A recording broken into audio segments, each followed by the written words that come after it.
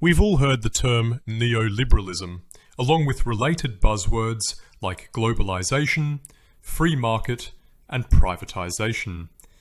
But what do these words really mean?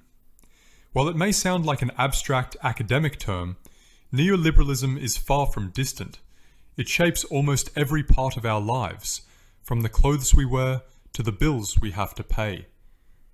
So what is it, really? Neoliberalism influences many everyday things we often take for granted.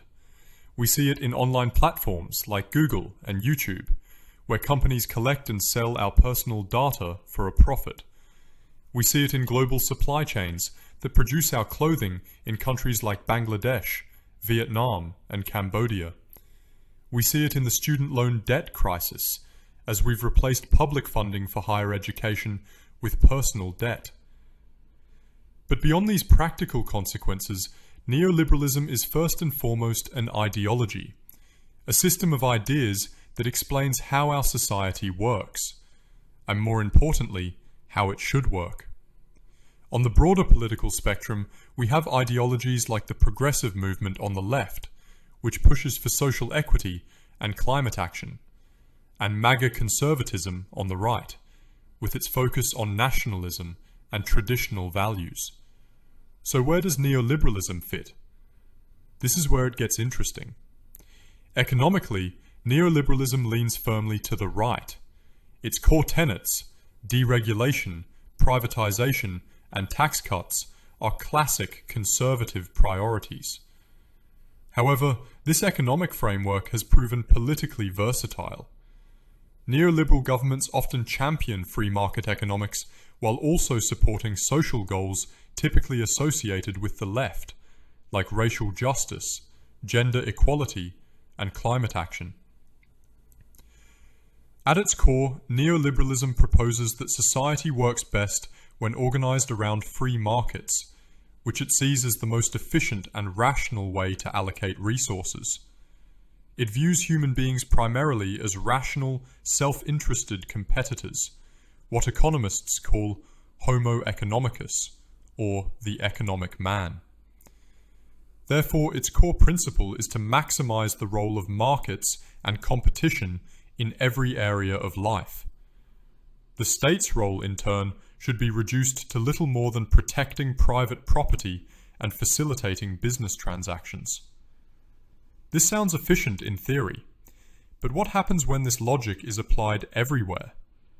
For instance, healthcare is often treated as a market commodity, with hospitals, clinics, and pharmaceutical companies operating as businesses that charge patients for treatment and medication, making it difficult for many to access the care they need.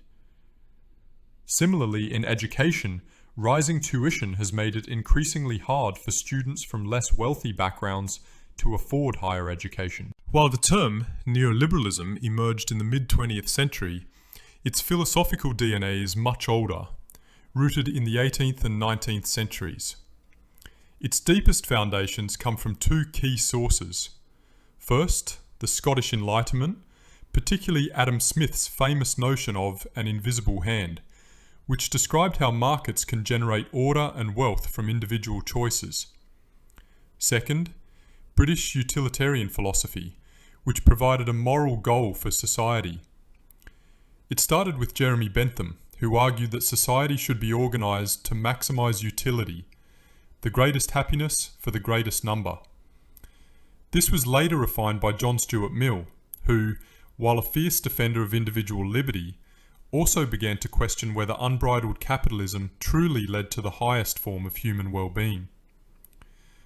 Despite this tension, the utilitarian focus on the individual provided a powerful ethical framework for free markets. The modern doctrine of neoliberalism, however, was forged as a direct response to the crises in the first half of the 20th century. It took shape in the shadow of the Great Depression of the 1930s, the expansion of fascist regimes in pre-war Italy and Germany under Mussolini and Hitler, and the rise of the Soviet Union, which offered a competing vision of a state-run, centrally planned economy as an alternative to capitalism. In this climate, thinkers like Austrian-born economist Friedrich Hayek and American economist Milton Friedman identified a common threat in these phenomena: the immense power of the state, which they saw as the fundamental danger to individual freedom. In response, they began to articulate a powerful intellectual counterattack. Their solution was a revived and updated form of classical liberalism, which would later be known as neoliberalism. Its core tenets were clear and uncompromising: the primacy of free markets as the most efficient allocator of resources, the necessity of deregulation to unleash entrepreneurial energy, and a dramatically scaled-back government whose primary duty was to protect individual liberty and property rights, not to overmanage the economy. For decades, this idea remained on the fringes of political power, dominated by the post-war Keynesian consensus, the set of policies inspired by British economist John Maynard Keynes, built on the belief that governments should actively manage the economy to ensure full employment and provide a comprehensive system of social welfare. But the economic turmoil of the 1970s shattered this consensus. The crisis of stagflation, a punishing combination of stagnant growth and soaring inflation, defied Keynesian solutions and made governments seem helpless. As a result, the once radical ideas of Hayek and Friedman, which advocated reducing government involvement in the economy, exactly what was now not working, suddenly seemed very insightful and pragmatic to Western political leaders. A network of economists, policy researchers, and other intellectuals played a central role in this process. Their theories and research provided policy frameworks that shaped the global free market economy of the 1980s under British Prime Minister Margaret Thatcher and US President Ronald Reagan. They carried out a significant political shift by implementing the neoliberal agenda, cutting taxes, deregulating industries, and privatizing state-owned assets. Within a short time, ideas once confined to academic circles became official policy, fundamentally altering the global economy and marking the start of the neoliberal era that continues today. Margaret Thatcher once famously declared, "There is no such thing as society," emphasizing individual responsibility as the true engine of prosperity over government intervention. To realize this vision, her government launched a sweeping agenda of privatization, selling off major state-owned industries like utilities, telecommunications, and automobile manufacturing to private owners. She also dramatically curbed the power of trade unions, the organizations that represented workers' interests. Across the Atlantic, President Ronald Reagan pursued substantial tax cuts, particularly for corporations and high-income earners, based on the theory of trickle-down economics, the idea that benefits for the wealthy would eventually trickle down to everyone else in the form of investment and job creation. Alongside this, he pursued extensive deregulation, slashing regulations across the finance industry and environmental protections, aiming to unleash corporate potential. Following this model, neoliberalism was exported worldwide through powerful international institutions like the International Monetary Fund and the World Bank. Their prescription for developing nations, known as the Washington Consensus, was a standardized package of reforms, including fiscal austerity, mass privatization, deregulation, and free trade. Latin America served as both a laboratory and a stark warning. In the 1970s, Chile, under Augusto Pinochet, introduced a brutal, real-world test, using authoritarian force to impose radical free market reforms that prioritized economic transformation over democratic rights.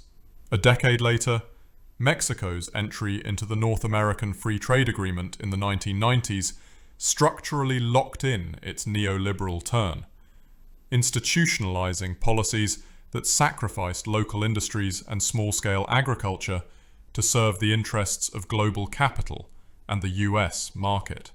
Meanwhile, post-Soviet Russia and Eastern Europe underwent shock therapy, a rapid, large-scale sale of state assets into private hands, and a swift end to state control over the economy. In Africa and Asia, the International Monetary Fund and World Bank attached structural adjustment programs, which required privatization, cuts to social spending, and market liberalization, as conditions for loans to developing nations.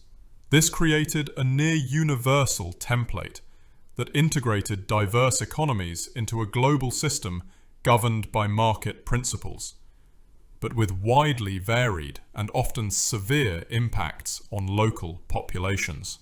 Around the same time, China's entry into the World Trade Organization in 2001 further accelerated its integration into the global market economy, marking a significant shift in the global economic landscape. In this series, we will explore the rise and dominance of neoliberalism. We will trace its intellectual origins, follow its global spread and local adaptations, and assess its consequences, critiques, and ongoing influence. To fully understand neoliberalism, we first need to examine the core principles of classical liberalism from which it emerged, including ideas like individualism, liberty, rationalism, and the importance of private property and free markets. In the next episode, we will delve into these foundational concepts. If you don't want to miss it, make sure to subscribe and hit the notification bell. Thanks for watching. Until next time, bye.